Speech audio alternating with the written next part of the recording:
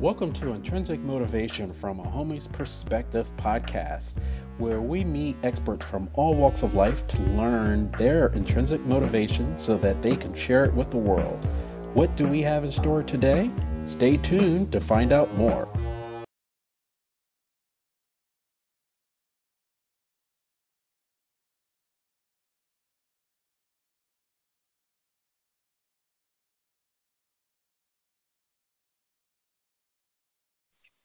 Good morning, good evening, good afternoon, everybody out there in podcast land. You are in tune to another episode of Intrinsic Motivation from a Homie's Perspective.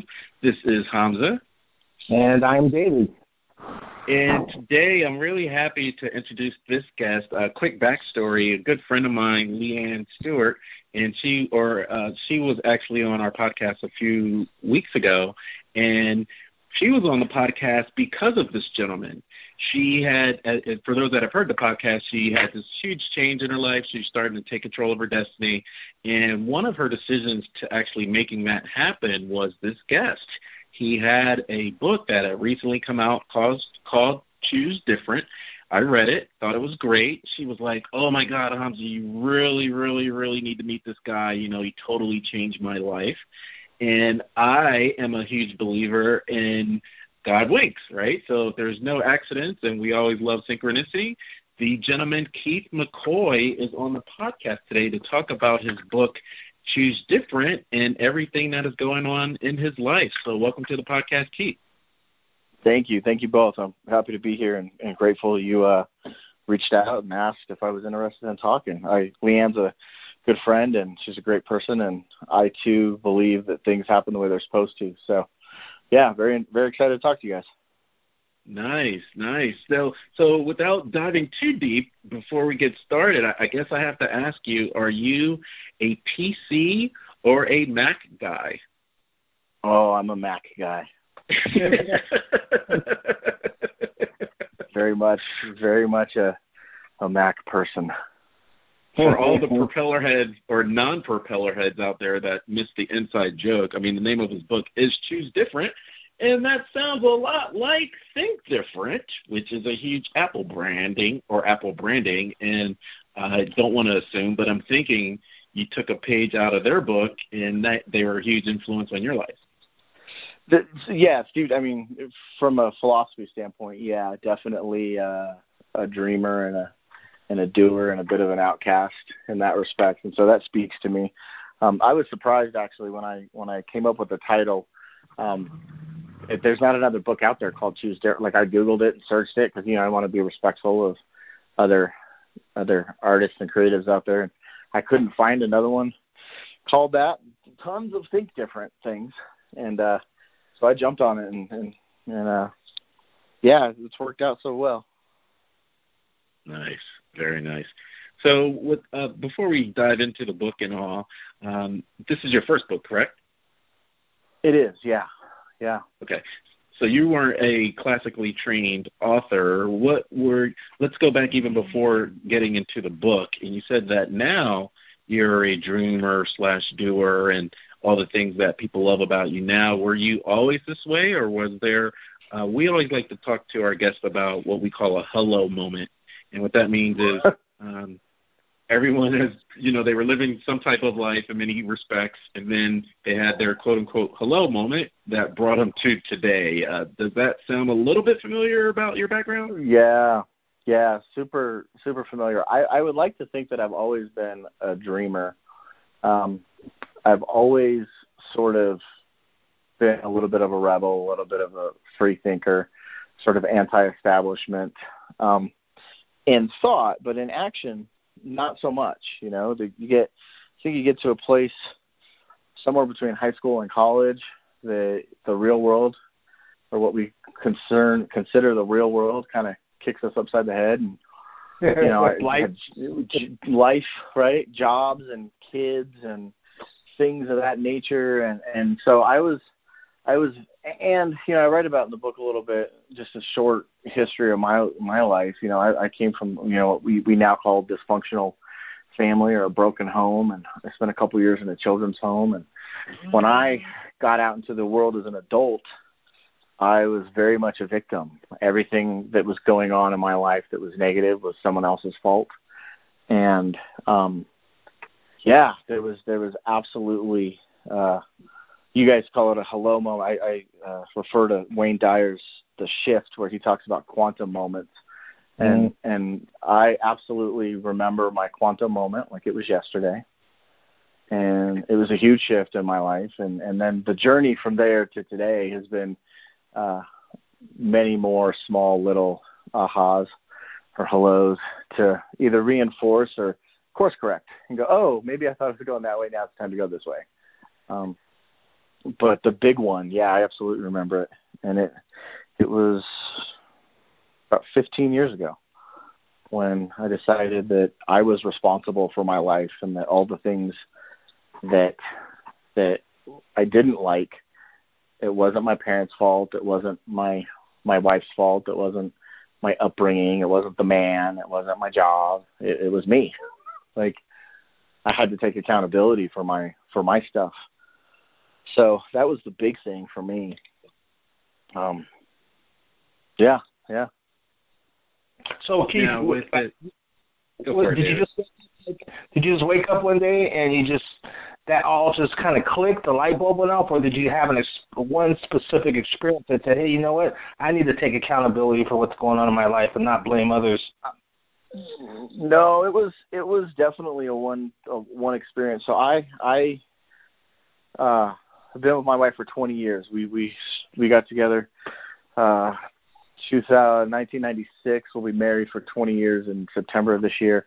And when we got together, her and I lived in Las Vegas, and I worked in the nightclub and casino industry, and some of that meant hanging out late nights and doing things and partying. And I remember waking up one morning about noon, which was morning for me at that time of my life, and not remembering how I got home and just having this tremendous sense of panic in my gut that something horrible had happened. And I went out and checked the car and made sure there were no bumps or dents or nothing was wrong with it, and just kind of sat on the couch and really, really was scared to death that, something had gone wrong. And I went to work that day, and I was there for maybe an hour, and I went to my boss and said, I got to go home. I can't do this. I can't be here today. And he asked me if I was ill, and I said no.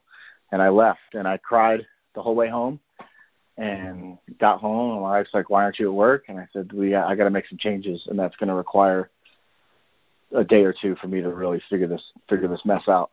And that was the day. That was the moment. And I haven't had a drink in 15 years, and we're now happily married and have a huge family, and life has been much better since. There was a good transition period trying to figure out the old me versus the new me, and what that looked like, and who I was, and what my purpose was, what I was meant to do.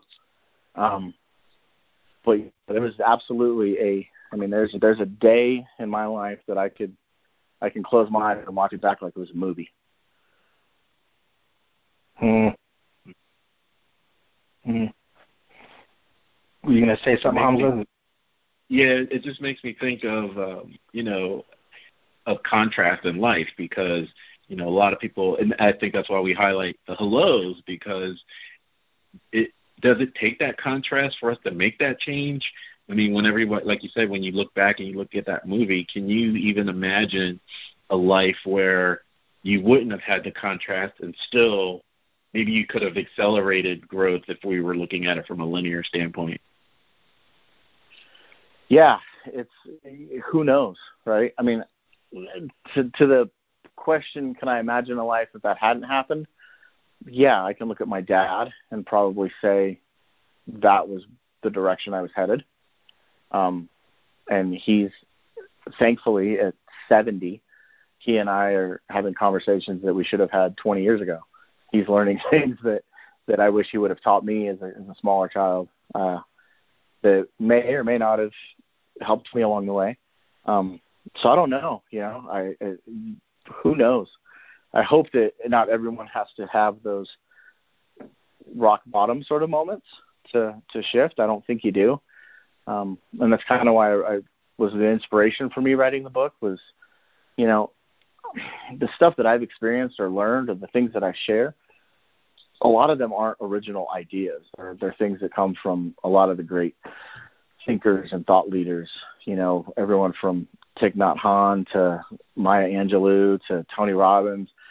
It's an amalgamation of all of that, right? But my thought process was maybe my perspective, my voice, my story will resonate with somebody, and that will encourage them to dive deeper into their own stuff. And so for me, I sat on the book for probably 5 years because of that reason. I was like, nobody cares what I have to say. None of it's original. It's not a big deal. But it just kept nagging me. It just kept coming back that maybe we'll put it out there and see what happens with it. So. Let me ask you, I had mentioned that, you know, for David and I, we always say a hello moment.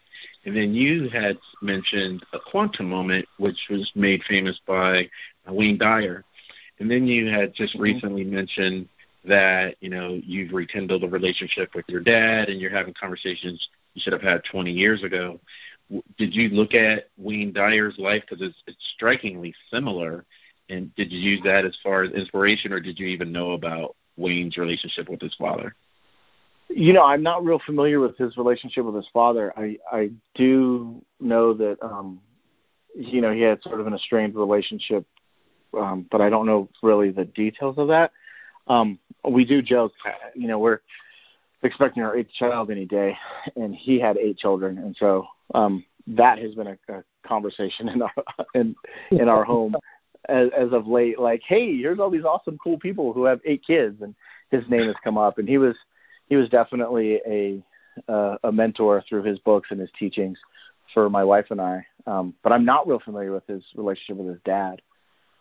When we look at God winks or synchronicity, and you talk a lot about personal accountability, and you had mentioned during your quantum moment, your hello moment, that you realized that it was you making these decisions, and these were the consequences, so on and so forth.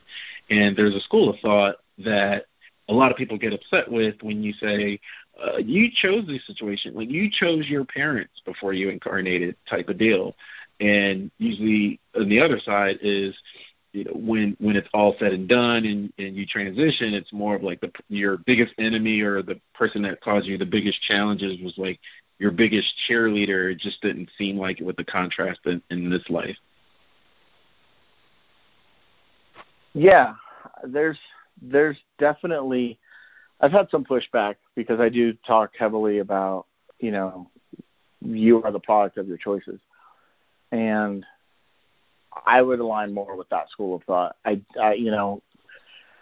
tried to be less, I don't want to say controversial, but I guess I tried to be vague enough to allow people from multiple different ideologies or thought processes to take that information and process it how they chose. I believe, though, that as an adult, once you are, you know, legally on your own and responsible for your decisions, that you are responsible for those. And, you know, as a child who lived in a children's home and had an abusive father and had some things go on, you know, in my life pre-adulthood, certainly those were things that were outside of my control. And at the same time, though, I get to control how I react to those things, how I respond to them, and what amount of power I allow them to have over me. And so I get it.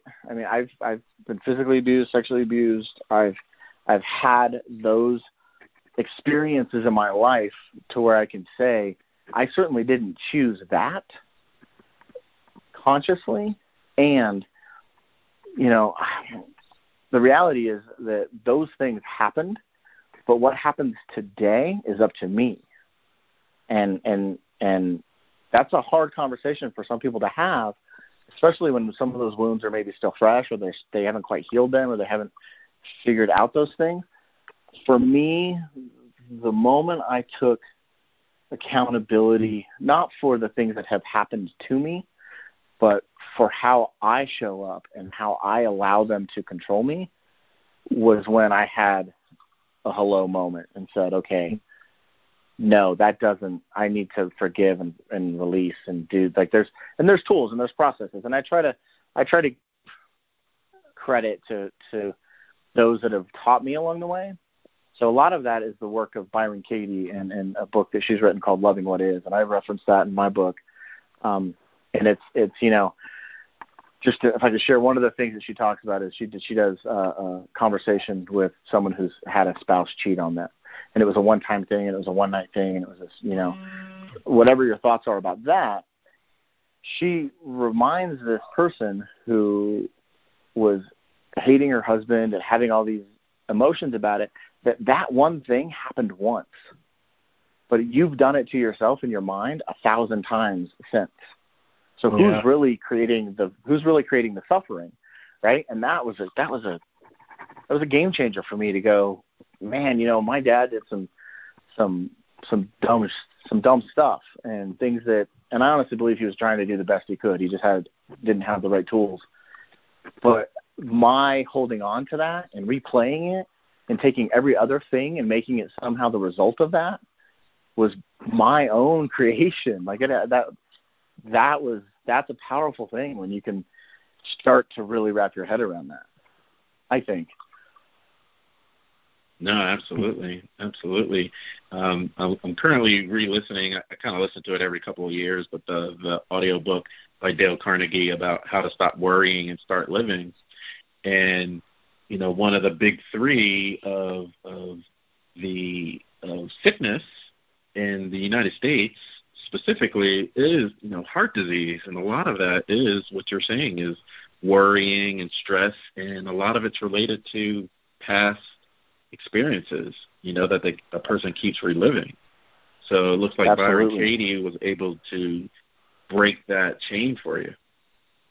Yeah, and there's the way that she breaks it down is really great. And I'm a bit of a linear thinker. Logic is, you know, and I write about Stoics. You know, I love that side of philosophy and stuff. And so she was able to break it down into like really direct, straightforward things, right? And she has these 4 questions, and whenever you're having the negative stuff come into your mind, you ask, is this true? Is this absolutely true? Who am I with this thought, and who am I without it? And for me, that was like, it's Occam's razor, right? The simplest solution is usually the correct one. And that was the thing. It's like, that's too simple to be like legitimate or like to really work. But when you have that stuff come into your life and you're like, okay, is this true? Well, of course it's true. Well, do I know it to be absolutely true? Probably not. Who am I with the thought? I'm miserable, I'm angry, I'm frustrated, I'm sad, I'm whatever. Who am I without it? I'm not all those things. And so can I see a way to let it go?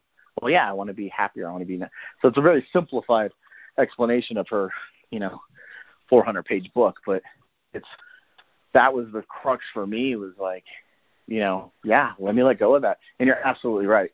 So much of our healthcare and our personal journeys of disease and inflammation and heart disease and so many other things are really emotionally rooted. And if we can dive into that emotional root, we can do a lot to relieve a lot of that suffering.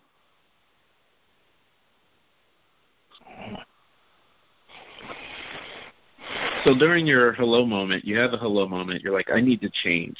And your wife, she was your wife at the time, right? Yeah. Or no? Yeah. Okay. Yep. So you're already married. You're like, oh, you know what? The way it's going, I can't do this anymore. And then, did you have any children at that moment? We did. We had two kids at that time. So we have our 8th is on the way. So I say we have 8 children. I have 2 children. One's 20, one's 18, and then I have a 7-year gap. And that 7-year gap is kind of us realizing maybe we weren't ready for adulthood and parenthood and all of that. The hello moment is in there somewhere, and then there's a couple years of us working on us and refiguring out what that marriage looked like. And then we started having kids again.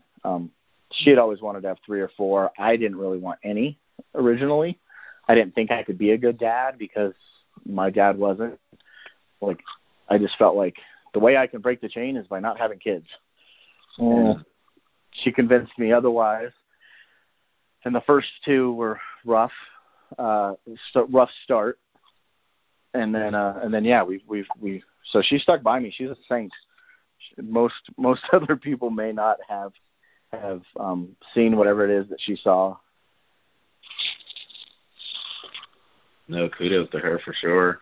I was looking at it logically, and obviously, you know, there's other things involved, but I'm thinking in well, we live in Atlanta, so, or outside Atlanta, and I know there's city life, like city slickers, and then there's people that live in the exurbs outside of the suburbs.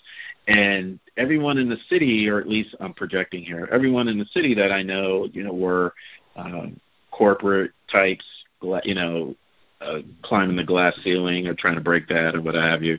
They don't have any kids. And so, but you're on the opposite end of the spectrum, and you sound like you could have been one of those people like, I'm not having any kids. I'm just trying to get to the point. How is it with 8 kids? I'm trying to imagine what's a typical day like with 7.95 kids. Right. Yeah. It's we like to refer to it as happy chaos. 'Cause it is chaotic, and I shared that with someone, and they were like, "Oh, that's such a, you know, you can reframe that." And I said, "No, I don't mean, like, chaotic to me doesn't necessarily have to be a negative thing. Things can be chaotic and be beautiful, right?" Mm-hmm. And that's kind of how I can kind of rephrase that for other. It's a little chaotic. I mean, we have, you know, I have a 20-year-old and an 18-year-old, and they both still live at home. They're relatively self-sufficient and will help at some times if I twist their arm hard enough. But we really have, you know, 6 kids, 11 and under, and it's busy, but we are in absolute control of our day. And what I mean by that is my wife and I got involved with a company called doTERRA a couple of years ago, and we've done well enough in that we work from home, and we both are home, and we homeschool. So I don't have a schedule. We did have that city life. We spent most of our adult lives in Las Vegas. I worked in the restaurant club industry most of that. This was an esthetician, so she worked days, I worked nights. We hardly ever saw each other. And then when we started to do this, our time freedom started to open up. And so now we're both home all day. So I do work for a few hours. She does kids. I do kids. She does work. I tend to do most of the cooking. We do soccer and scouts and all of those things. But it's because we've made some of those choices to find alternative sources of income, or maybe non-traditional sources of income. It's allowed us to create a lifestyle where we are really in control of our day. We've had that conversation. If I had to get up and get my kids to school and go to a job, I wouldn't have as many kids as I do, because I wouldn't be able to. I just couldn't manage it without the stress. Like that's a lot for people to try to manage. And for us, it just didn't align with our thought processes on how people should be raised. And, you know, that's probably a whole other conversation, or we could dive into that too if you want. Well, Keith, I want to share one story that I think you'll like, Keith. So we have kind of somewhat similar in that, you know, I was more the corporate and then left. But this story I think you'll really appreciate, because it was one of my hellos to kind of do my time freedom, and I do want to spend some time there with you as well, because by you making that choice, you know, it opened up a whole new world that, you know, and we love talking to Leanne about, because she's at the forefront of that now, right? Where you have so many people that traditionally feel, well, I don't have a choice. This is all I can do, you know, and I think that contributes to what we were talking about with heart disease and what have you. But for the story, I was, you know, 80% travel and on the plane, what have you. And one of my colleagues, he went with me, you know, and it was great. You know, these are sexy places or whatever, but you didn't take your family and you didn't enjoy it. So one time his daughter had made him a brownie, and I'm working at an architecture firm, so there's a lot of guys, right? So we had a meeting, and he left. He was talking with me at my desk, and he left the brownie there. And since there's a lot of guys, we have like a 5-minute rule. If they don't move, somebody's gonna take it, right? And so everybody's the sharks are circling and what have you, right? And guys and girls. And he came back 40 minutes later, and he was so dejected because he thought he had lost it. And he was just like, Hamza, you just don't understand because you don't have kids. She took the time out to make this brownie for me, and I'm with you all the goddamn time. You know what I mean? It was just we're looking at it like it's a brownie, but he was looking at it like this is the chance to connect with my kid. Yeah, absolutely. Yeah, I having worked, in that space, I most of my career was in hospitality, restaurant, bar, but I left that for a brief period to go design and build restaurants. And so I went to school. I have a degree in interior design, and I worked for an architecture firm for 4 years. And I get it. I know exactly what he's feeling. And that time with your kids is just unbelievably precious. And I think so many people feel that, but to your earlier point, they feel like they don't have a choice. And they don't know how to get out of that. And so they trade time for money. And it's one of the worst things we can do. And it's probably the catalysts for me doing the work that I do now is if I can help people to get more time freedom to do the things that they want to do, whether that's, hanging with their dog, doing Spartan races, or stuff with their kids, then that to me, freedom is the biggest thing for me. And that's how we sort of ended up where we ended up, was that drive for us to get that. And then when we did, it was okay, now what do I do with it? I'm going to help other people figure out how to get what we've got, because, man, is it precious, and it's awesome. I absolutely agree, and I'm a big fan of Tim Ferriss. So, one of my introductions was the 4-Hour Workweek way back when, right? And so I'm one of those that kind of pulled the Band-Aid off all the way, right? I just pulled it off. And it's really interesting listening to him today because his message obviously is different. 10 years has passed, and he's like, you know what? For some people that's okay, but others it may not be. It may be better if you just start out on the weekend and slowly start building money to give you the confidence to go out on your own. What was the situation with you? Were you a Band-Aid, or what was the scenario? No, I was slow and slower.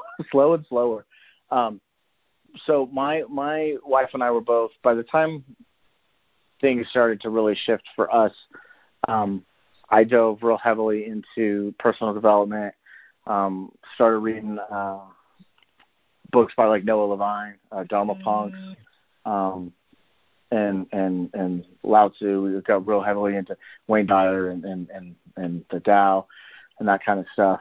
And that was the sort of mental side of it.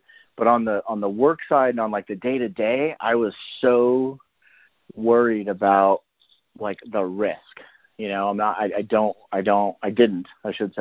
didn't love at that time of my life taking big risks. I had to have a steady paycheck. I had to have, the bills paid, and we never really saved money. We were always kind of tight. And the few times that I tried to launch something or to do something, it didn't ever really work. And so when doTERRA became a thing for us and we started this direct selling business, I was super resistant to it. I didn't want to do it. I was super hesitant. And when we got more and more involved into it, I really loved the culture of the company. I loved the culture of the people. I loved the mission, because they're heavily involved in a lot of philanthropic work, a lot of humanitarian aid. And I started to really dig into what was my resistance to some of that entrepreneurial stuff. I loved the idea of it, but I was just really risk averse.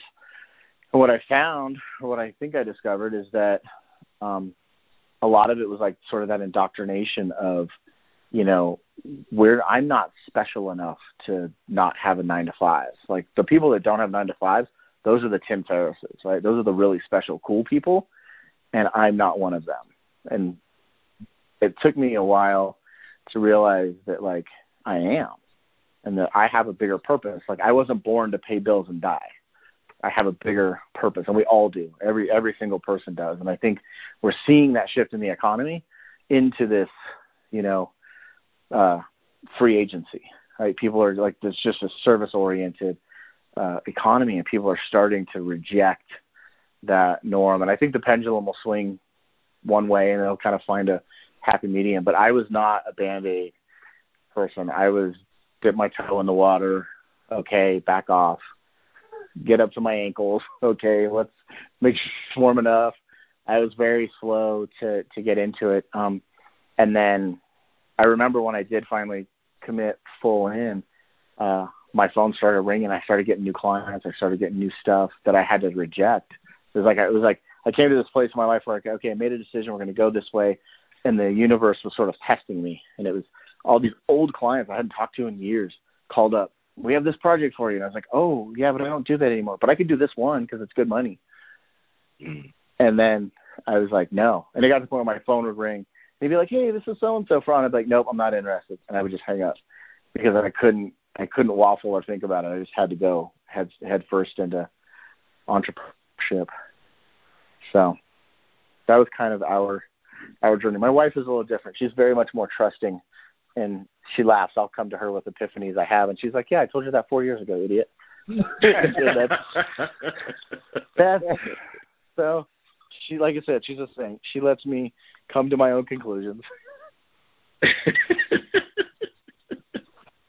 So, Keith, how did you get you and your wife get introduced to doTERRA? Carrie was an esthetician at the time, and so this is one of those synchronicity things. She went to a barbecue with an old high school friend, and there was another mom there we had 4 or 5 kids at the time. I think we had 4, and she had 4 kids, and all of our kids' names start with, and all of this girl's kids' names started with R, and so they just headed off to talk, and she just introduced her to it and said, hey, do you know anything about essential oils? And my wife said, yeah, I use them in my practice. And she said, great, I have this really great brand that I love. Would you be interested in coming to a class? My wife said, sure. And she went and she learned a bunch of stuff. And as soon as they started to talk about the business, she got up, left, or tuned them out, or didn't really care about it. She knew that, like, you just don't do that. Like, that's just not a thing that we were going to do. And so we were just users for a year or so. She really wanted to be, a better quality than what she had used. And then she started to learn a little bit more about how they can support the body systems. And they weren't just smell goods. They actually have really powerful properties to them that we can use to support all of our systems and emotional and physical and all of that. And so the more she started to learn, the more she started to share. And it just kind of became a natural thing. I was really resistant to it for a long time because it was a business model I didn't trust and I didn't want to put a lot of energy into until I went to one of the conferences. And I went, and I share this publicly all the time, I went with the intention that when this thing implodes, I won't be a bad guy because I was there to support her. And by the time we left, I was like, okay, I need to look at quitting my job and doing this with you because this has purpose and there's something real to it. Yeah. And the thing for me was I didn't really see the financial windfall that it might create. For me, it was like dream small. If we could just make enough to where I could work 30 hours a week and see my kids more, that would be brilliant. And now we're like semi-retired in our 40s. It's turned out way better than I anticipated. But that's how. It was just random thing at a barbecue. Someone said, hey, you should look into this. And We did. Wow. That's an awesome story. And so that was when, how long has it been now that you've been doing the doTERRA? We were introduced to it in July of 2010, and I only remember that because July is my birthday month. Otherwise, I would be like, I don't know. Really? Cancer rules, man. Whose birthday? Cancers are awesome. I assume we have more cancers in the room then? Oh, mine's the 19th. Perfect. So the 16th. We're right there, same week. See? It's awesome. We got involved in 2010. We didn't really do anything with it to start generating any kind of income for about a year. It was just a very sort of organic, natural thing because my wife did skincare. That's a little bit like therapy. People go in, they get facials, and they share all their problems and all that fun stuff. And so she would start to, well, you should use this oil, or you should use that oil, or have you looked at some natural solutions? We've always been on the side of not using big pharma, not using things that maybe are going to have equal amount of side effects than benefits, kind of a thing. And so it was a natural progression for her. It took me a little bit longer, and I think because from a male perspective, you can hand me a couple of aspirin and I'll take those. But when you asked me to start putting oils on body parts, it was like, okay, that's a little juju, and I don't know. And so it took me a little bit longer, but I had some great experiences. Our son had some really great experiences with them. He had some respiratory challenges when he was younger, and they have relieved him of a lot of those, if not all of them. And so when that started to happen, I started to get a lot more interested, and we started to get real serious with the business about 2012, and we hit a six-figure income in 2015 with it. So it took us a couple of years. It's not a get-rich-quick thing, and I don't believe anything worth doing should be, but it's been really great for us. Wow. Yeah, I'm thinking of awareness, right? So they I don't know if it's a national campaign. I'm sure it is, but there's some car company. I don't need to give them a promotion, but she's in the driveway. A neighbor comes by. What kind of car is that? She's like, yeah, it fits 7 or it fits 8. And then another neighbor's like, yeah, we need to have more kids so we can get that. And so it was just really interesting when we speak to different people because of there's things that we relate to, and with because we see something that if we see it's working, then you're like, okay, maybe I can do it. So you have gone from, this only happens to cool, quote unquote, cool people, and then you go to a conference and you're like, well, maybe this can happen. And I'm just trying to pinpoint, was it because you saw couples, sometimes they have the alpha male that'll stand up, hey, I did 6 figures, whatever. But then they'll have like a couple that are like, yeah, we started slow and small. And did you see that further cemented that was the direction you needed to go? Yeah, yes and no. It's interesting. I went to this conference, and it's like, most network marketing or direct sales companies. I went with the anticipation it was going to be heavily numbers driven. It was going to be, flash in the pan, who's got the yacht, who's got the Rolex, who's got the Corvette, kind of a thing. It was kind of what I had in my mind. Even though it's a health and wellness company, it might be a little cooler than that, but I still had that sort of mental image. And we were there for 3 days, and I met a lot of really great people that I connected with that were in flip-flops, jeans, T-shirts, mala beads, just people that I really connected with, and we'd had really cool conversations. And then they'd go away, and my wife's like, oh, by the way, that's the president, or, oh, by the way, that's the guy that's the top salesman in the company. And I was like, that dude is wearing like an $8 Nike watch. Okay, this is interesting to me. And so I started to and the presentations were all about personal development, finding joy, becoming the best version of yourself. None of it, there was not a single sales presentation in the 3 days. And so for me, that was like, okay, this is deeper than this. I feel something different. So it was kind of a combination of things versus that one sort of, flip of the switch. And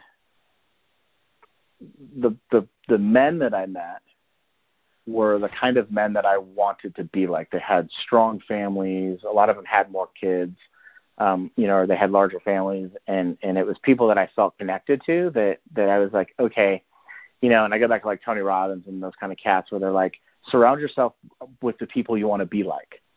And I was like, I want to be like these guys. I don't want to be necessarily like the people I'm working for now.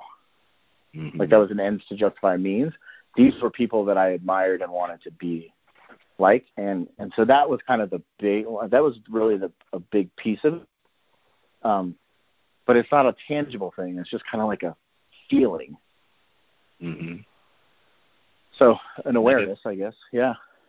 I guess the second part of that question is, like you mentioned with the Tony Robbins and surrounding yourself, that's a great analogy that he uses.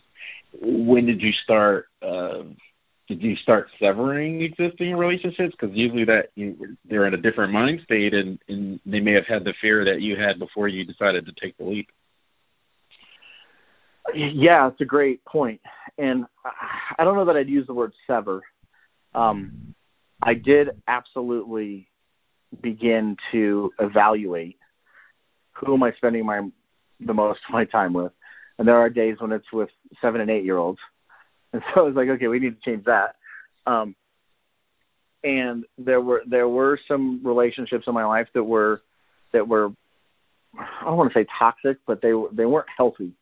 And so I wouldn't say that I severed those, but I did raise my awareness of how those people were impacting me. And there are still a few of them that I interact with, and they're friends, and they'll always be friends. And our interactions now are, I go into them with a different level of consciousness, knowing that like there are things that these people can do that will bring me down. So I'm going to counteract that by bringing them up, right? Mm-hmm. Instead of severing them. But there are people, and you do, I think all of us, when we get on this journey of self-improvement and choosing different, there are going to be people that aren't going to join you in that journey, and they're not going to want to hear it, and they're going to throw things back at you like, well, are you too good for us? I did quit a project I was working on because I didn't like the group of people I was working with. I'm still friends with some of them, but the project as a whole was not going, and there was some things going on that I didn't care for. And I did get some backlash, like, oh, what, you're too good for us now? And it was like, I'm not too good for you. Just I have to be careful where I put my energy, because I do believe very strongly that you are you rise and fall to the level of the people you surround yourself with. And that's something to be mindful of. And there's no judgment when you say, oh, you need help. It's like, let me help you. But if you're not open to it, I can't be in that space and let you impact me. So, yeah, there were definitely some relationships that were redefined, if I'd put it that way. The other side of the coin is, who surprised you to come to you like, wow, I like what you're doing. You have this book out. I've read it. I didn't know this about you. I'm ready to make a change. Or I've seen what you've done with doTERRA. How can I be a part of it? And was there someone that you're like, you? Wow, I'm happy, but wow, I never expected you to come around. Yeah, on the doTERRA side, not so much. We have had people that have watched us for a few years. One person comes to mind. She joined us in our organization about a year ago, and she watched quietly from the sidelines for a couple of years to make sure it was legit. And she shared that with us now. I learned early on with the doTERRA journey that this is cool. I don't know where it came from, but everyone's invited, but not everyone's coming. And that's kind of how we just kind of operate. Like, everyone is welcome at the table. They'll just show up when they're ready. And so I haven't been really surprised by anyone. I have had the opposite. I've had people that I thought would be totally up for it and have chosen not to participate in that respect. And we have had people that have, simply because of our lifestyle and the things that we've done and the choices we've made and the life that we get to live at this point, come to us and said, okay, I went to high school with you. who is this person and how do I be a part of this? Because I am a very much different person than I was 15 years ago. There are some people in our lives, my wife's best friend is one of them. I've known her for as long as I've known my wife, and she works with us and she's a part of our group. And we've had this very open conversation that, like, had you been the Keith that married Carrie, I wouldn't have joined your organization. But because you're not that person, because you've grown and you've changed, I can see the benefit of this type of dynamic. And so I have had those things happen, which is a really great validation of, like, some of the really hard internal work that I've done. It pays off when people can come to you and say, hey, you were kind of an a-hole 5 years ago, and now I want to be your business partner. That's kind of cool. Yeah. Very cool, dude. Well, Keith, one of the things when you mentioned, like, you had the moment 15 years ago, you knew you woke up and just had a terrible feeling, told your boss, I got to go home. When you have that kind of experience, a lot of times it could be the spark for maybe your partner to, look at what's going on with them. Did your wife have a similar experience, or was it just kind of you? No, it was mostly me. You?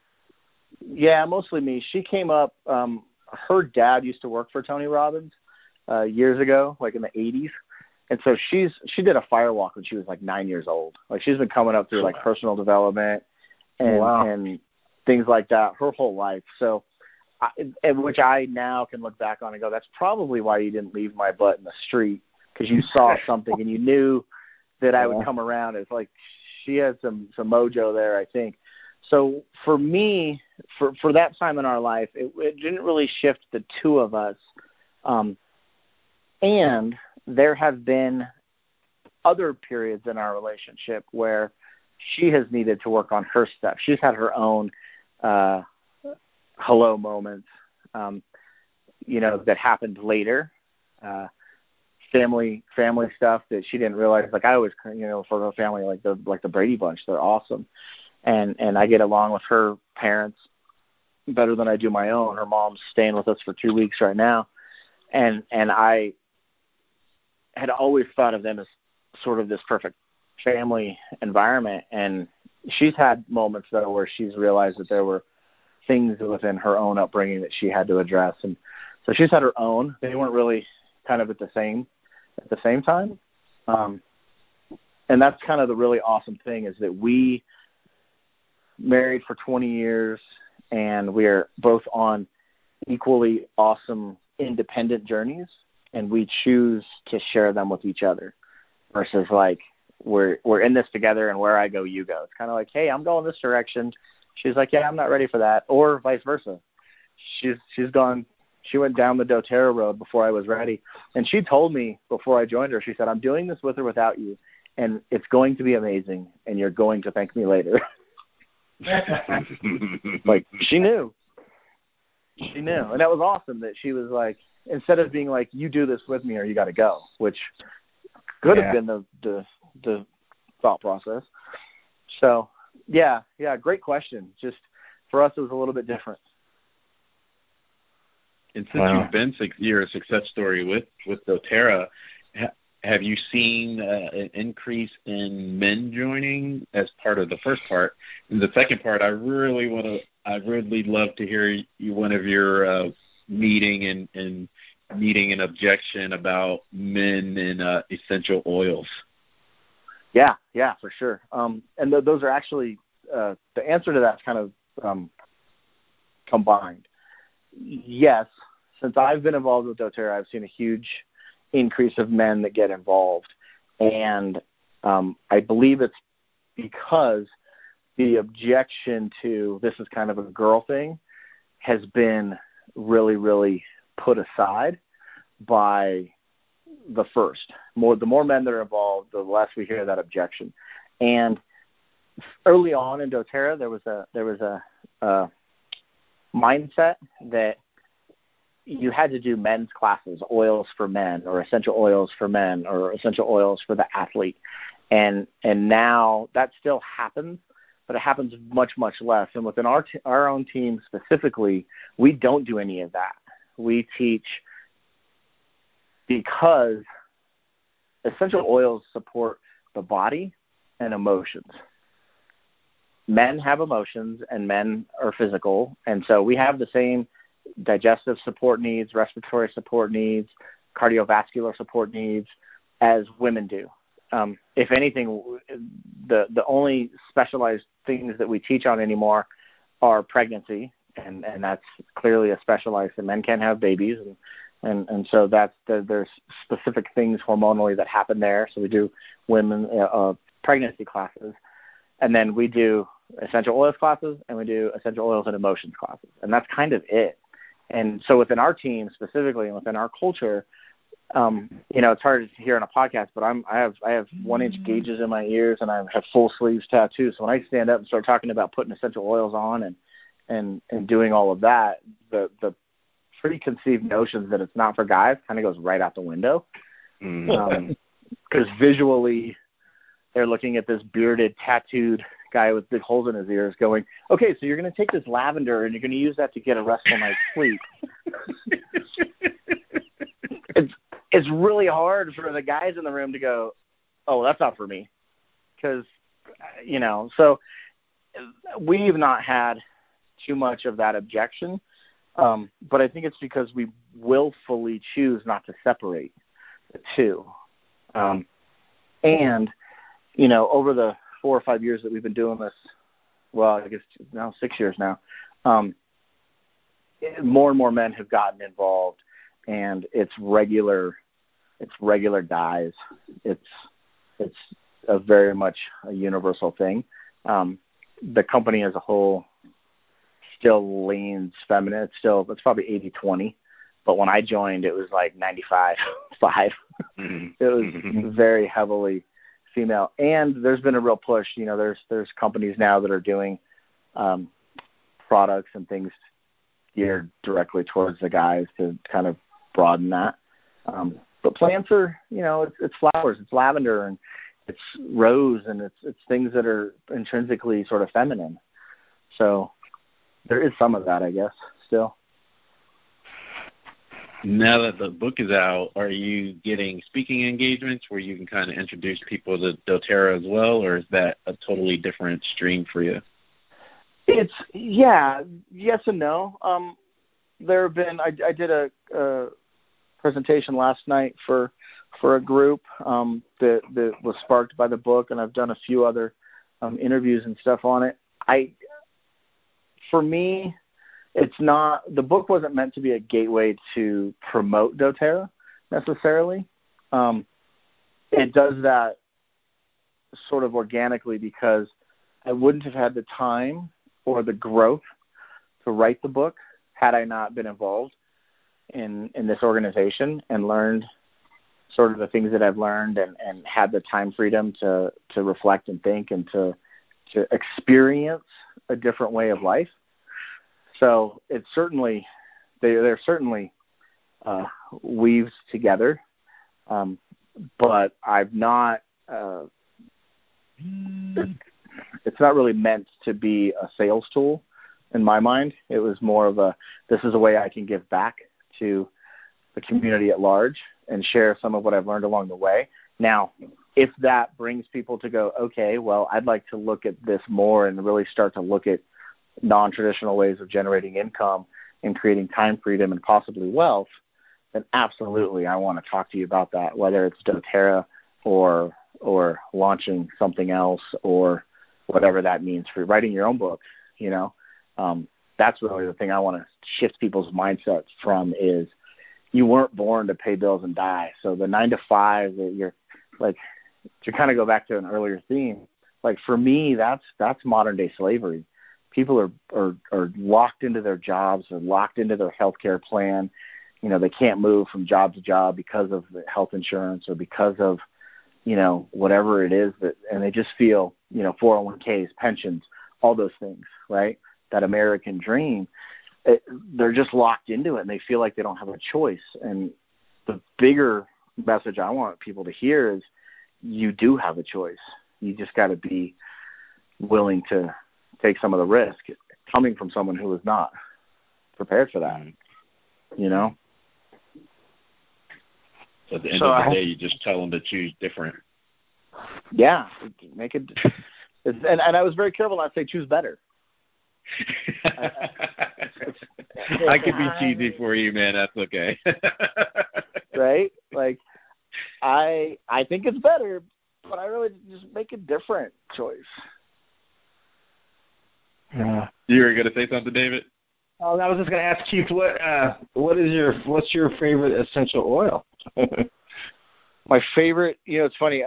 So doTERRA we're obviously an essential oil company, but we also have a lot of other health and wellness products. And my favorite product, and this, again, is sort of the irony in it, is that my favorite product is actually our body butter, because I have dry skin, and it's one of the only things that works for me. And so I use that every day. From an essential oil standpoint, there's a tree oil called Arbor Vitae that it smells a little bit like sawdust and motor oil. It's a very masculine scent, but it comes from the great Arbor Vitae tree in the Pacific Northwest. It's an awesome story about how it's distilled, and it's a closed loop, and it's very environmentally conscious and sustainable. And I come from, like we talked about, like this background of chaos and dysfunction, and so Arbor Vitae emotionally is a great oil to support releasing feelings of anger. And so I will have moments with a large family and lots going on and multiple dynamics where things can get triggered. And Arbor Vitae has been a really great oil for me to use to relieve those feelings. And it just helps me to be calmer. It's great right before meditation. All the tree oils are very grounding. And so that's probably my favorite essential oil. Mm. Cool. And where can they get more information to learn more about doTERRA and learn about Choose Different and all the other offerings that you have?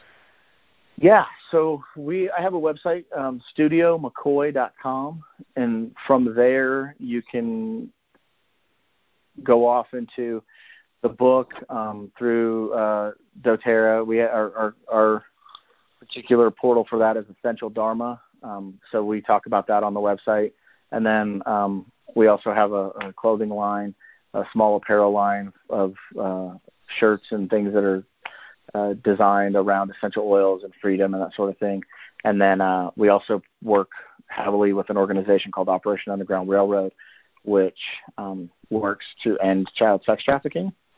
And I produce a 10K here in Colorado that benefits that. And so that website is there. So studiomccoy.com is sort of the portal to all the things that we have our hands in to help people shift their lives and choose differently. Fantastic. And you have any other questions, David? I was just going to ask you, what part of Colorado are you in? We live in Colorado Springs. Oh, okay. But it's a beautiful part of the world. We moved here 4 or 5 years ago, and I didn't think I would ever leave Las Vegas. It was home. I was born and raised there. Like Atlanta, it's a large city, but I'm sure you guys have connections and people and the network of people is that has a lot of value, right?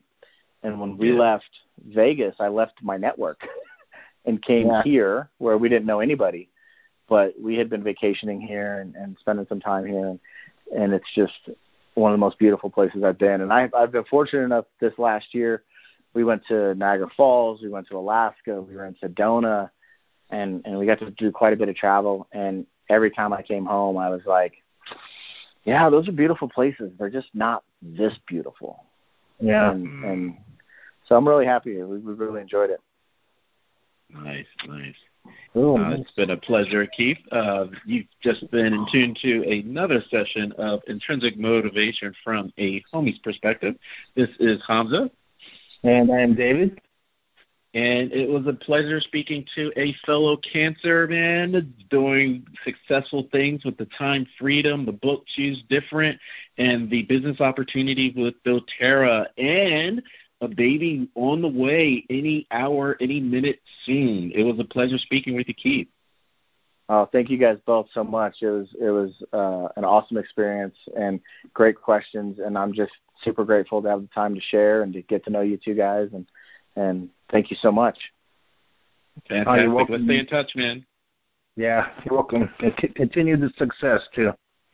Absolutely. And same to you both. And, yeah, please, let's stay in touch. I think we could do some fun stuff here. All right. Sounds good, man. Cheers and congrats on the 8th child. Thank you. Thank you very much. All right, man.